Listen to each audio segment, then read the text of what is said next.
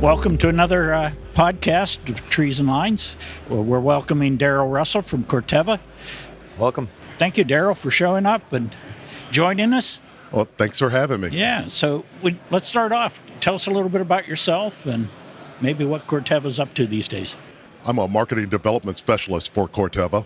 But if you wanted to know a little bit about me, I'm originally from the Midwest, Chicago area. Went to school in Ohio and lived in St. Louis and down to Houston, and then the last 30 years in the Atlanta suburban area. Okay. So, a little bit about my educational background. I think I share something with you, Tej. I'm an engineer. Okay. At least that's what they told me when they gave me a piece of paper. I was going to say, I have the degree. Yeah. I know that. Very cool. Which discipline did you study? Electrical you engineering. Did electrical as well. Okay, yes, So electrical engineering. Yeah. So how did you get from electrical engineering to Corteva? Oh, that's a little bit of a circuitous story, but so Phil, originally for the first 8 years of my career, I was in government and defense, basically doing airborne and ground-based radar systems, receiver transmitters, and decided that I really didn't want to do that for the rest of my career. Saw the engineers coming out of the lab with hair growing out of their ears and everything else. And boy, I don't think that doesn't fit my vibe. Not for me. Yeah. I'm more of a people person. Yeah. So I decided to go back to school. Went back to school, and fortunately, I ended up working for Monsanto in one of their plant facilities, and I was still doing engineering work, but had an opportunity to see many of the commercial folks come in. Okay. And I asked for a commercial opportunity, raised my hand for one, and they granted me several, and I chose one that ended up putting me in Atlanta, Georgia, or Roswell, Georgia, where I'm from, and I've been there for the last 30 years. So fantastic. Good. Talk to us a little bit about Corteva. I think I mentioned to you offline, I caught a little bit of a chat that you had last year, with at the conference. You did a speaking engagement with Matt Goff, who's a friend of the podcast and somebody that obviously incoming president of the UAA. So talk to us a little bit about some of the things that you guys are doing and what you're focused on in the utility space. I have a long history and a long relationship with Georgia Power. Yeah. Started back when I first assumed the territory. I covered Georgia and the Carolinas. And I think Matt was the second iteration, second wave of management that I ended up dealing with. And so we've had a long history of going back and forth with talking about what's going on the right of way, and kind of sharing dreams and visions. And finally we got around to doing something back in 2018, and that was going down the selective application and selective herbicide route. So starting to implement, really getting to the best management practices of IVM. And we were fortunate enough that in, I guess, 2023, or actually before that, in 2021, we started collecting data, and all kudos to the Georgia Power folks that did that, but started collecting data on the right-of-way with the selective approach that I mentioned, selective herbicides and application. And it turns out that approach that was born out of a need to move away from glyphosate at the time. Yeah. It turns out that approach has become something that continues to grow in the industry. So is Corteva's core business around herbicide application? It is. Corteva was born from a merger of Dow and DuPont. Yeah. When Dow and DuPont merged, I think circa 2015, 2016, they decided to, several years later, 2019, they decided to break up into three distinct companies. One was Dow, which still exists, and the other one DuPont. And then the agricultural side or the crop protection side of both entities joined to form Corteva. So we're a pure play crop protection company. Okay. And so I Okay. think the only one of its kind at this point. I think all others have kind of gone away. Okay. I know IVM's been a passion of yours, right? And I think you had an article, or you may have co-authored an article on how to communicate the benefits and sell the idea to the C-suite. What's the pinch points, or what's the resistance you encounter, and then how do you solve the problem?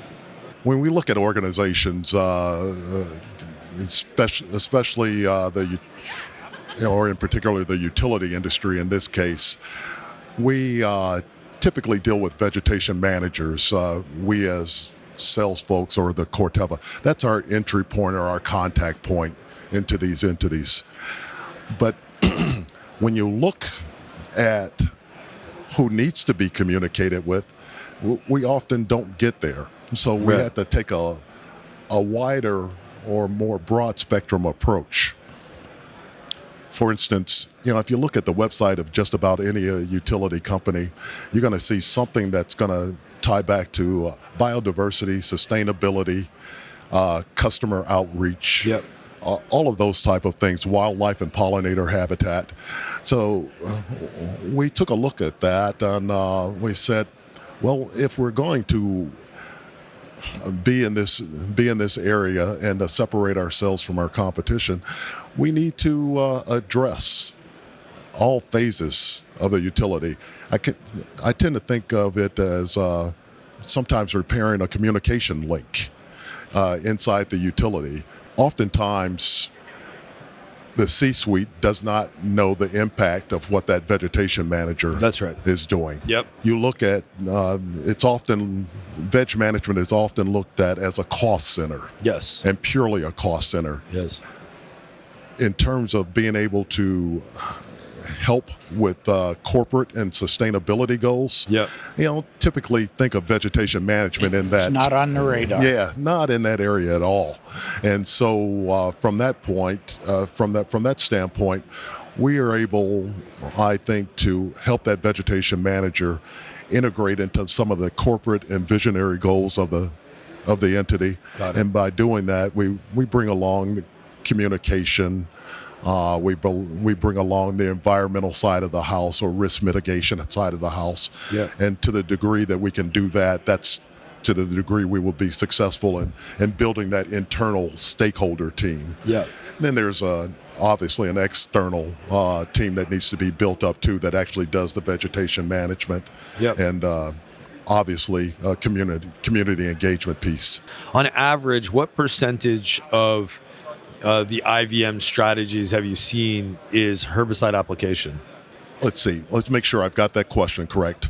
Are we talking about a percentage of what folks are doing, how much mechanical is still involved in the IVM process?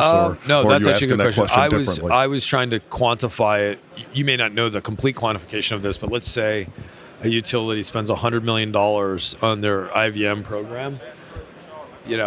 What percentage on average do you think that program is allocated to the herbicide budget, the herbicide use, that kind of deal? What do you think that number is? Or do you know that?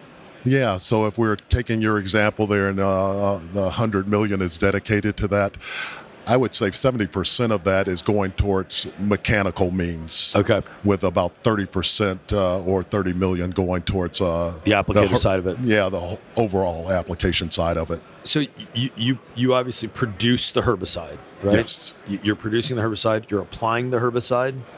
No. Or you're just producing it. We're producing. We're marketing. We're training. Okay. We're doing all of the ancillary things that make sure that the applicator that ends up putting that herbicide out is knowledgeable about everything that he or she should be doing. So your buyer could be the utility directly, but it could also be a specialized company that focuses purely on the application. That's correct. Right. So you've got a range of buyers. That's for right. your product. Got it. That's Okay. right. Our method to marketplace is through the distributor. Yep. We sell our products to the distributor. That distributor then sells to applicators and other in-use customers. And so the product. Talk to us a little bit about the product. Its environmental effects. It's what goes into, in a very layman's sort of way, what goes into the product to ensure that it's environmentally friendly, it's effective, and how has the product continued to evolve over the years? Yeah. So when you talk about the product, we have a portfolio of products. Right. The portfolio of products go through a lot of testing. So I believe the number at one point in time was for every 140,000 active ingredients, only one of them actually ends up making it to the marketplace because of going through testing and having the business case that can support the business case. Yep. So you go through the developmental through that developmental phase, and obviously that's a critical phase. Not everything's going to make it through that developmental phase. I'm happy to see that technology is making that phase from discovery to developmental to marketplace a shorter time, because we're able to kind of screen more actives now through AI and other technology. But it was a long process. People often don't realize it can take up to 10 years for a product to come to market after discovery. What is like a big misconception that maybe people have about herbicide, the application of herbicide, its use into these programs? What is a myth, or what is something that people think is the case and in fact is not the case? Is there anything out there? Yeah. Oftentimes, there's so many things. Wait, there's not one. I need another podcast. Herbicides are involved. There's a lot of myth. Right. The internet is a wealth of information, but it's also a wealth of misinformation, right? I think the one thing that hits me is when we deal with the public, people tend to group herbicides into categories with. So we've got the broad category of pesticides, right? They tend to group herbicides into being able to control all manner of things, including people. Yeah, and that's